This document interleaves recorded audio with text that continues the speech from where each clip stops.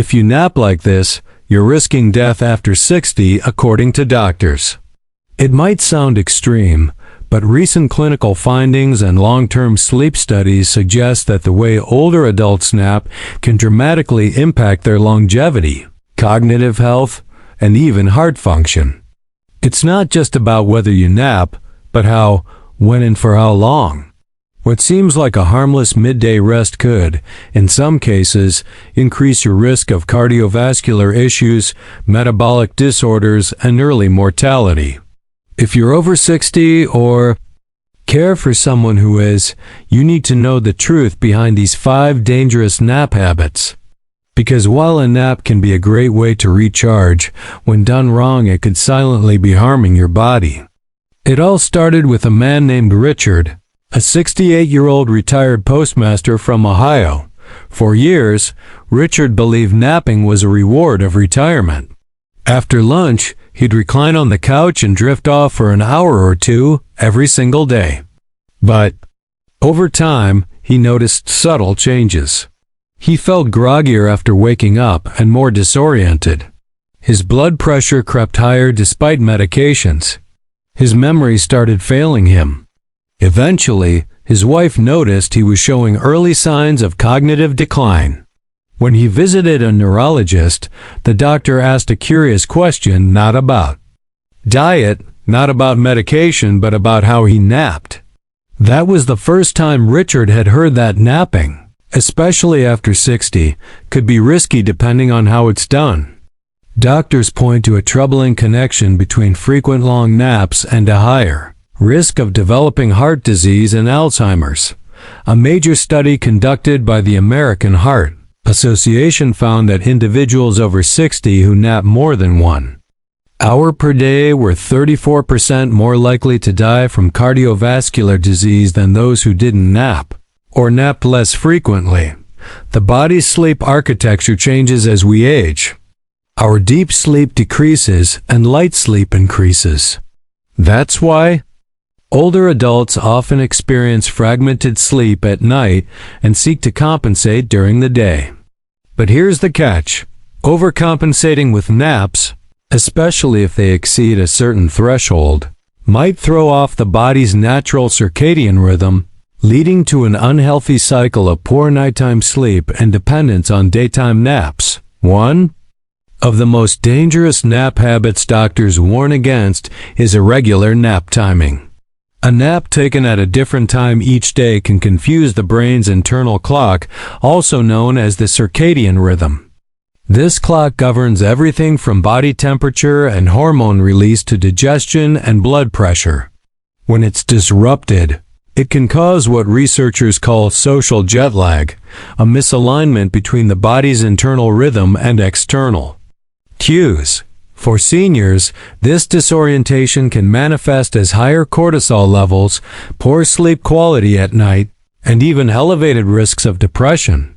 Dr. Emily Harris, a geriatric sleep specialist based in San Francisco, explains that the human brain craves consistency.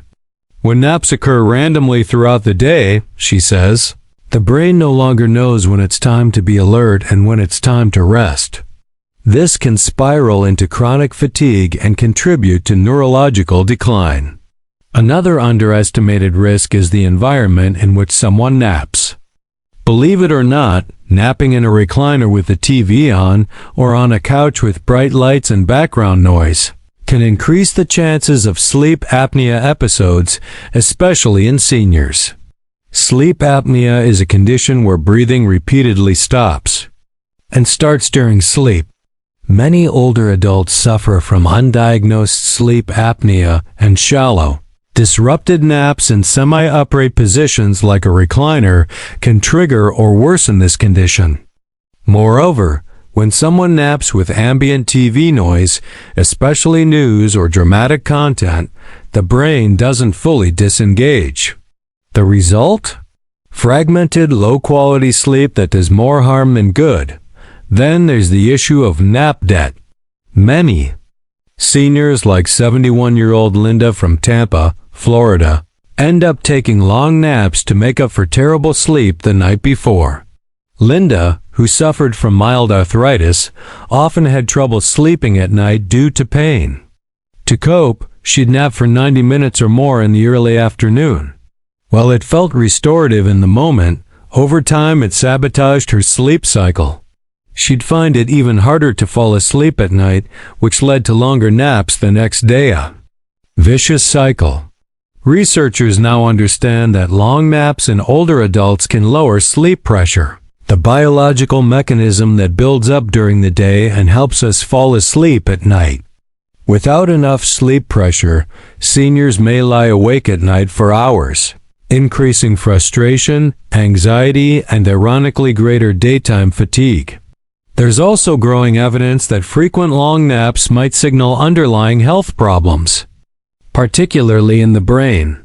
In a multi-year study published in Alzheimer's and Dementia, the Journal of the Alzheimer's Association, scientists observed a link between frequent daytime napping and the early onset of Alzheimer's disease. According to their findings, excessive napping, especially naps longer than 1 hour, taken more than once per day, was associated with increased tau tangles and amyloid plaques in the brain, both of which are markers of Alzheimer's. The authors suggest that excessive napping may either be a symptom of early-stage dementia or a contributing factor. Either way, it's a red flag that should not be ignored. Another habit that flies under the radar is napping too late in the day. Taking a nap in the late afternoon or evening can delay the body's melatonin release, making it harder to fall asleep at night. This is especially problematic for people over 60, who already experience a natural shift in their sleep-wake cycle, often feeling sleepy earlier in the evening and waking earlier in the morning. When this rhythm is disrupted by a late nap, it can throw the entire sleep system off balance. Sleep doctors recommend avoiding naps after 3 p.m. for most seniors, though the exact time may vary slightly depending on personal habits and medication schedules. Speaking of medication, many older adults take prescriptions that influence their sleepiness levels during the day. Certain antihistamines, blood pressure medications, or antidepressants can cause drowsiness. When these medications are taken around lunchtime, they can encourage prolonged or unintentional naps. If these naps become habitual, they can interfere with nighttime sleep and reduce overall sleep efficiency. What many don't realize is that medication-induced naps don't offer the same restorative benefits as natural naps and may actually worsen fatigue. Dr. Thomas Riley, an internist from Denver, warns that sleepiness caused by medication is more of a side effect than a need for true rest. When patients nap excessively because of meds, it's often masking a deeper problem that needs adjustment in their treatment plan. It's not just physical health at stake. Mental health is also heavily influenced by napping habits. Seniors who nap for long periods or multiple times a day are at greater risk for depression and social isolation. Excessive napping can reduce motivation to engage in activities, limit time spent outdoors, and decrease social interactions. For people like 74-year-old Diane, a retired teacher from Michigan, what started as a helpful rest turned into withdrawal. "I started sleeping an hour here and there throughout the day," she said. "Suddenly I wasn't going to church or calling my friends. I just didn't have the energy or desire." After speaking with a sleep therapist and cutting back on naps, Diane noticed her mood and energy improve. So, what is the ideal nap for someone over 60? According to the National Institute on Aging, the most beneficial nap is short-lasting between 20 to 30 minutes and taken in the early afternoon, ideally between 1 p.m. and 2 p.m. This timing aligns with the body's natural post-lunch dip in alertness and is less likely to interfere with nighttime sleep. A short nap improves alertness, mood, and cognitive performance without the grogginess or sleep inertia that comes from longer naps. Importantly, these naps should take place in a quiet, Dark room, preferably lying flat, without background noise, and with supportive bedding to reduce pressure on joints. Sleep experts also emphasize the importance of routine. Going to bed and waking up at the same time every day, even on weekends, helps maintain a healthy circadian rhythm. If daytime fatigue is a recurring problem, it's better to address the root causes like poor sleep hygiene, chronic pain, or medication side effects than to rely on naps as a solution. In fact, excessive sleepiness during the day may be a symptom of sleep disorders like insomnia, sleep apnea, or even restless leg syndrome, all of which become more common with age. In conclusion, while naps aren't inherently dangerous, the way they're approached can determine whether they help or harm older adults.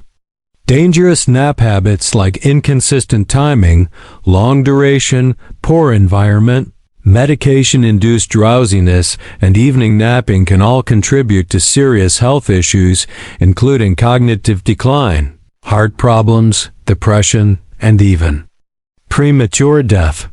For seniors and caregivers alike, it's crucial to understand these risks and adopt nap habits that support, rather than sabotage, healthy aging.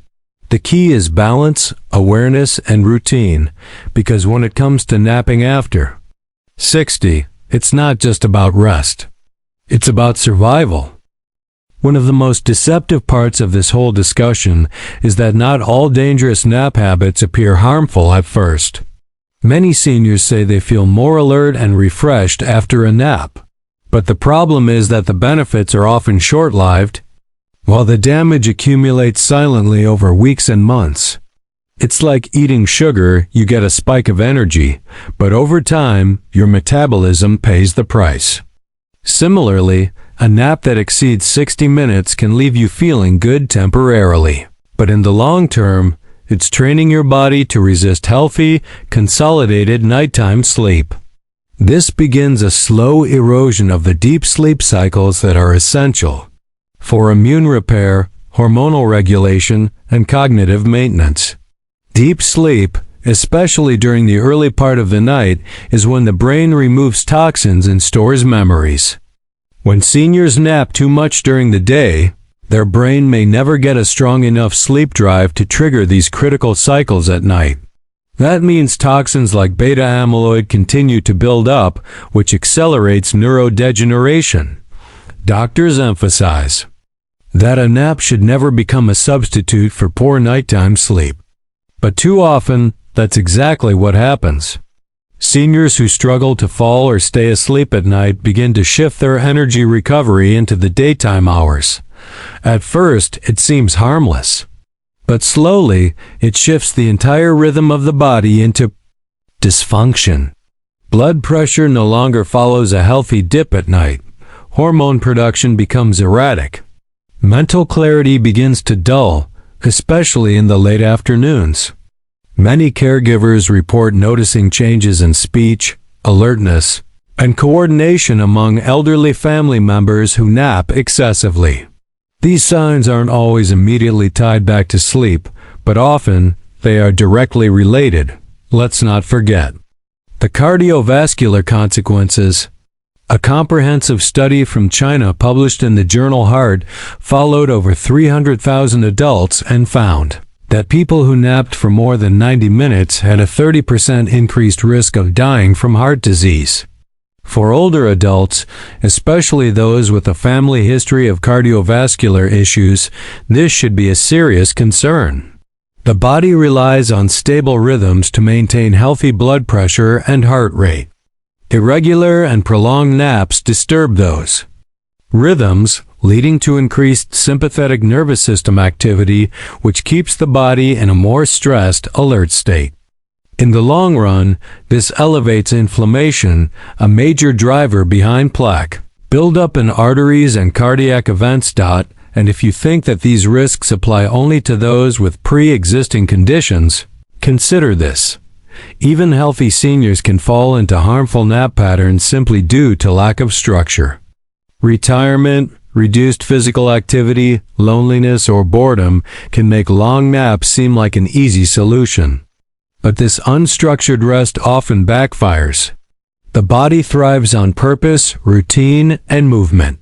Lying down after lunch and snoozing for an hour or more may feel luxurious, but it tricks the body into thinking it's nighttime, especially when done in a dark room with no background activity. This artificial sleep cue can throw the entire circadian rhythm into disarray. That's why many experts now recommend that seniors spend more time in natural light during the day and avoid sleeping in dark rooms during naps. Exposure to sunlight plays a powerful role in sleep-wake regulation. Without it, melatonin production gets confused, leading to fatigue during the day and alertness at night, exactly the opposite of what aging bodies need. A particularly dangerous scenario is the combination of long naps and sedentary lifestyle. If a senior naps for over an hour each day and also engages in minimal physical activity, the body enters a state of chronic underuse. Muscles begin to atrophy, metabolism slows, and bone density can decline. Worse, mobility becomes compromised, which increases fall risk. A fall for someone over 60 can be catastrophic, resulting in hip fractures, head injuries, and long hospital stays.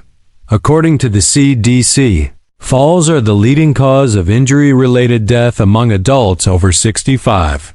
And while naps don't cause falls directly, the fatigue, slowed reflexes, and muscle weakness that come from poor sleep and inactivity certainly contribute.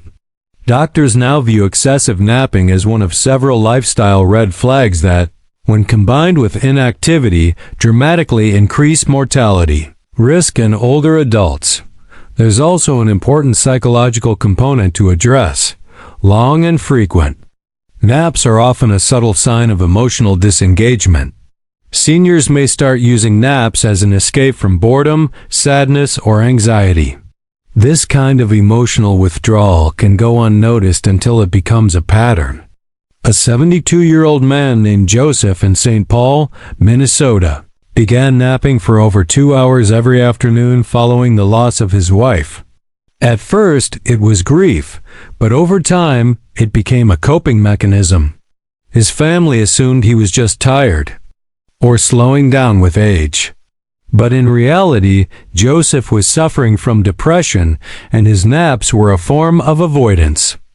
It wasn't until he began attending a local support group and re-engaging with daily life that his sleep normalized. His naps shortened and his energy, speech, and appetite all improved. This illustrates that naps can sometimes act as symptoms of larger, untreated issues, whether psychological or physiological. Experts suggest that if you find yourself needing long naps regularly, you should consider it a warning signal, not just a preference. It may mean that your nighttime sleep is fragmented, that you're not getting enough slow-wave sleep, or that there's an underlying condition affecting your energy levels like thyroid imbalance, depression, chronic pain, or even early-stage dementia.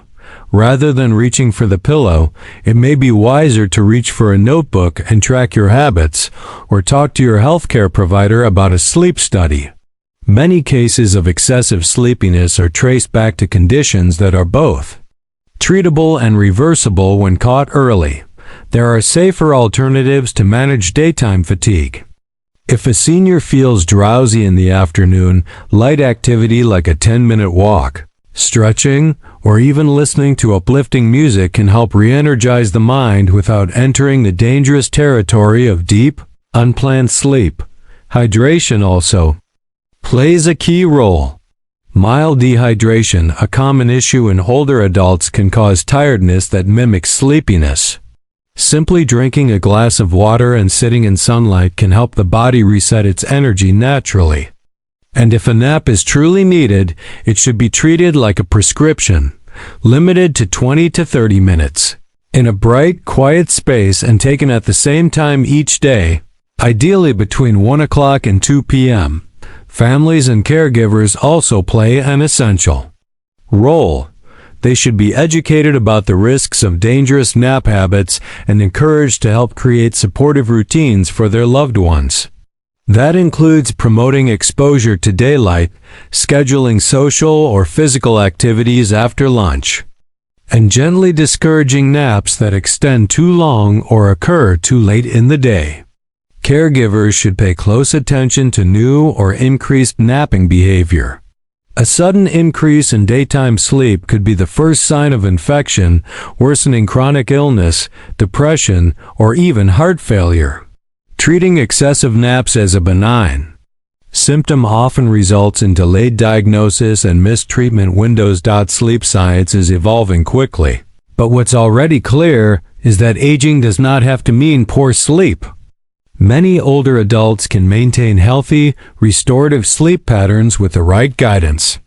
That includes limiting naps to short durations, maintaining consistent sleep and wake times, avoiding caffeine late in the day, and seeking treatment for underlying conditions that might be disrupting sleep. Tools like sleep trackers, wearable monitors, and regular wellness check-ins with doctors can help seniors stay on top of their sleep health and avoid falling into dangerous patterns. Napping, when done correctly, can be a useful tool. But when it becomes excessive, irregular, or poorly timed, it's no longer helpful, it's harmful. Seniors need to understand that rest is not the same as sleep, and sleep is not always restorative. It depends on the quality, consistency, and context. For those over 60, this distinction can mean the difference between living a vibrant life and facing years of avoidable health decline.